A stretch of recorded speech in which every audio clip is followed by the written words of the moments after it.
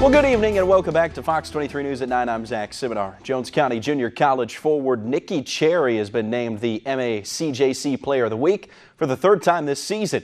The 6'1" sophomore put together a 12-point, 15-rebound, 4-assist game in a win over Mississippi Gulf Coast and then dazzled with a 23-point, 25-rebound game in the Lady Bobcats' blowout win over East Central. The East Carolina University commit is averaging 16 points per game and averaging 14.6 rebounds a night, which leads the country.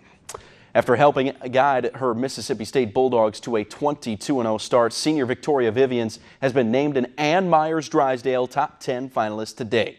The award, which is given to the country's premier shooting guard, has Vivian's name written all over it. The Carthage, Mississippi native is averaging nearly 20 points per game while hitting on 40% of her shots from downtown.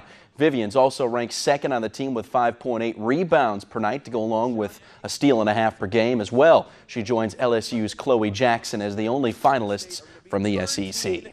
It appears as if the New Orleans Pelicans aren't willing to wave the white flag on the season after DeMarcus Cousins' season-ending injury, but their latest attempt to upgrade their front court turned sour on a deal that fell through this afternoon.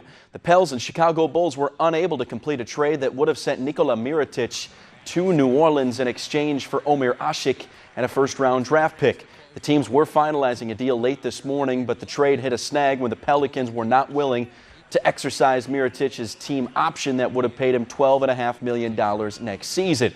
Mirotic signed a 2-year deal with the Bulls in August, and he would have had to agree to the deal if the option was not exercised, which he evidently wasn't willing to do. The teams wouldn't need permission from Mirotic, who's averaging 16 points and 6 rebounds per game, if they would have just simply exercised that option.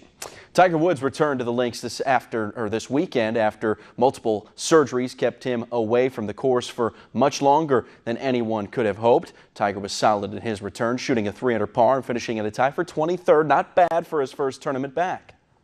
Overall, it was very positive. The big concern was, playing out of the rough. I hadn't played out of ryegrass since last year. It's been 12 full months. What was I able to do? And I hit some shots this week. Hit some really good ones out of there. Unfortunately, I put myself in there in the first place. These were grinds, and I fought hard, and it was nice to see that I'm able to still grind. It's a play that's being billed as the shot of the year. Blake Peters, a freshman at Evanston Township High School in Illinois, couldn't have ever imagined an ending like this. 2.6 seconds left.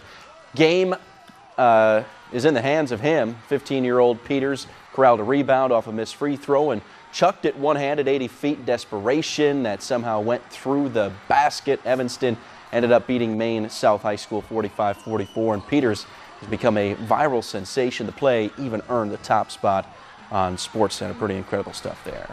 Very cool.